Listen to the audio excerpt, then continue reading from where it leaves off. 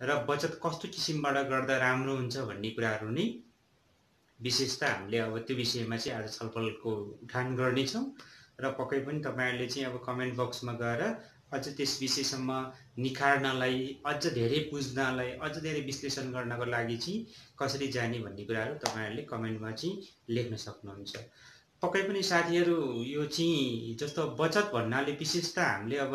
बचत गर्ने भनेको चाहिँ सर्टेन केही न केही अब चाहिँ कुनै कामको लागि, कुनै एउटा निश्चित उद्देश्यको लागि, निश्चित एउटा कामको लागि चाहिँ हामीले भविष्यमा आउने चीजहरुलाई त्यो कामलाई सल्टाउनको लागि चाहिँ अहिले हामीले सर्टेन थोरै भए पनि वित्तीय संस्थाहरुमा हामीले पैसा रकमहरु जम्मा गरिरहेको हुन्छ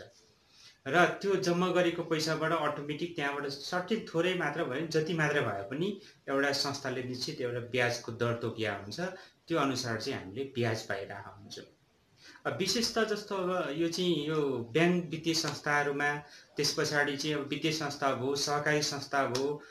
विभिन्न यी संस्थाहरुमा चाहिँ पक्कै पनि अब त्यो चाहिँ सेभिङको आफ्नो आफ्नो प्रकारहरु हुन्छ, भिन्न भिन्न किसिमको चाहिँ अब बचतहरु हुन्छ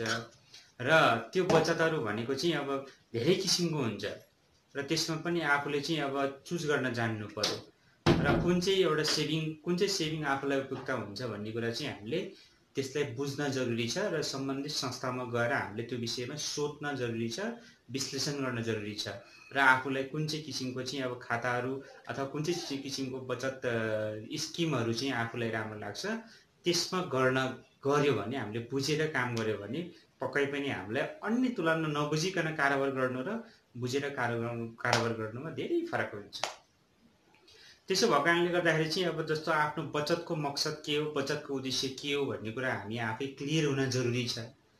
पक्कै पनि जस्तो भनौं न हामीले चाहिँ अब लामो समयसम्म 1 वर्ष 2 वर्षको लागि हाम्रो कुनै फन्डहरु जम्मा भएको छ, त्यो फन्डहरुलाई चाहिँ हामीले तत्कालै युटिलाइज गर्न नसक्ने कन्डिसन भयो भने त्यसलाई चाहिँ हामीले एउटा लगानीको रूपमा चाहिँ विभिन्न किसिमको चाहिँ अब त्यो सेभिङ किसिममा चाहिँ हामीले रहेर बचत गर्न सकिन्छ। अब ब्याङ्कमा चाहिँ विशेषतः अब खाता भन्नाले चाहिँ अब चल्ती खाताहरु जुन चाहिँ हामीले दैनिक रूपमा चेकहरु काटेर आवश्यक परेको बेलामा कारोबार गरिरहेको हुन्छ, यो चाहिँ चल्ती टाइपको खाताहरु हो। त्यसपछि भनेको चाहिँ अर्को एउटा चाहिँ रिकरिङ खाताहरु भनेको त्यो अवधि खाताहरु, जस्तो त्यसलाई चाहिँ अब 3 महिना, 6 महिना, 9 महिना, 1 वर्ष, 2 वर्ष, 3 वर्ष, 4 वर्ष, 5 वर्ष, 10 वर्ष यसरी अवधि तोकेर, अवधि किटेर बनाइएको चाहिँ खाताहरु हुन्छ। त्यसमा पनि ब्याज अन्य चल्तीको तुलनामा ब्याज अझ राम्रो हुन्छ, संस्था हेरी चाहिँ यसको ब्याजहरु हुन्छ। त्यसपछि त्यो चाहिँ अब भनौं न त्यसमा चाहिँ फिक्स यति नै राख्नुपर्छ भन्ने जरुरी छैन र अर्को खाता भनेको जस्तो मैले अघि तपाईहरुले कुरा उठान गरिहाले, लामो समयसम्म हाम्रो पैसा चाहिँ फन्डहरु युटिलाइज नहुने कन्डिसन, त्यसलाई चाहिँ हामीले तत्काल कुनै एउटा सेक्टरमा कुनै एउटा प्रोजेक्टमा लगानी गर्ने कन्डिसन छैन भने इज अ इन्भेस्टको रूपमा, लगानीको रूपमा चाहिँ हामीले एउटा एफडी अथवा मुद्दती निक्षेप भनिन्छ, फिक्स डिपोजिट हामीले संस्थामा राख्न सकिन्छ। फिक्स डिपोजिट भनेको चाहिँ एउटा लगानी जस्तै हो र अन्य सेभिङको तुलनामा फिक्स डिपोजिटमा ब्याज पनि धेरै मात्रामा हुन्छ। त्यो भएको कारणले गर्दा पक्कै पनि हामीले चाहिँ जस्तो अब जस्तो रिटायर्ड लाइफ जिउनु भएको छ कतिपय मान्छेहरु, कुनै सोर्सबाट एउटा चाहिँ फन्डिङहरु जम्मा भएको छ, कुनै बच्चाको नामहरुमा चाहिँ अब फन्डहरु जम्मा भएको छ भने ती चीजलाई हामीले अब कति वर्षको लागि हुन्छ, 2 वर्ष, 5 वर्ष, 10 वर्ष आवश्यकता अनुसार चाहिँ हामीले एफडी गर्न सकिन्छ, मुद्दती चाहिँ गर्न सकिन्छ र यो मुद्दती खाता चाहिँ एकदम राम्रो खाता पनि हो र कुनै पनि बेला हामीलाई चाहिँ अब त्यो रकम र आवश्यक पर्यो, एकदम जरुरी भयो, ननिकाली नहुने भयो भन्ने कन्डिसनहरु भयो भने त्यसबाट हामीलाई चाहिँ अब संस्थाले कन्डिसन हेरेर सर्टेन अब 90% 95% हेरी संस्थाले चाहिँ कर्जाहरुको व्यवस्था गरेको हुन्छ। त्यो कर्जाहरु लिएपछि हामीले थप सर्टेन पर्सेन्ट चाहिँ अलिकति बढी कर्जाको ब्याज दर तिर्नु पर्ने हुन्छ र त्यो तिरिसकेपछि हामीले त्यो सुविधा मजाले लिन सकिन्छ र त्यो सुविधा लिन सकिन्छ। त्यसपछि हाम्रो एफडी को जुन फिक्स भनेको छ, फिक्स चाहिँ हाम्रो कन्टिन्युटी नै रहन्छ र म्याच्युरिटी भइसकेपछि हामीले सामा ब्याज गरेर पुनः भुक्तानी लिन सकिन्छ।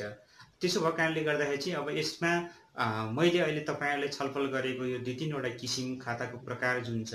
त्यो प्रकारमा आफूलाई कुन चाहिँ उपयुक्त लाग्छ र आफूलाई चाहिँ अब कुन चाहिँ स्किम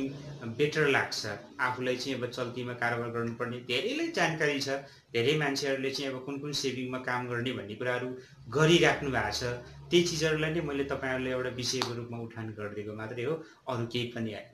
र तपाईले गर्नुभएकोमा चाहिँ अझै पनि अब हामीले छलफल गरेर अझै कुनमा गर्दा जुन गरिरहेको हामीले जानेर र केही कुरा चाहिँ थप जानेर हामीले गर्दाखेरि पक्कै पनि हामीलाई फाइदा हुन्छ भने हामी त्यो दिशामा अगाडि बढिरहेका हुन्छौँ। त्यसो भएको कारणले गर्दाखेरि चाहिँ तपाईहरुले अब यो केही कुराहरू सुन्नु भएको छ, भिडियोहरू सुन्नु भएको छ, तपाईलाई हेल्पफुल लाग्न सक्छ हैन, तपाईलाई चाहिँ अब महत्त्वपूर्ण हुन सक्छ। कतिपय कुराहरू हामीले चाहिँ अब कारोबार गरिरहेको हुन्छ, त्यो चीजहरुमा ध्यान पुर्याउन सकेको हुँदैन, व्यापार गरिरहेको हुन्छ, आर्थिक क्षेत्रमा चाहिँ हामीले कसरी अगाडि बढ्ने, कसरी एकाउन्टहरू चलाउने भन्ने विषयमा हामी अलिकति त्यति विज्ञ चाहिँ हुँदैनौँ।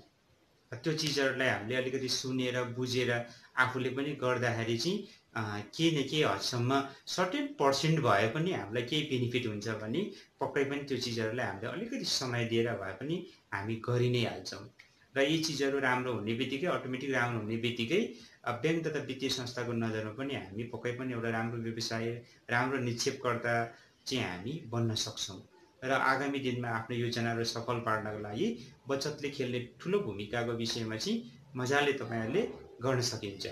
र मैले अघि भनिहाले तपाईको रिकरिङ खाताको विषयमा पनि कुरा गरिहाले। अवधिको खाता बच्चाहरुको जस्तो बच्चाहरुको हामीले मजाले चाहिँ अवधि खातामा पैसा जम्मा गर्न सकिने हुन्छ र आगामी तपाईको 6 महिनामा के गर्ने प्लानिङ अथवा 1 वर्षमा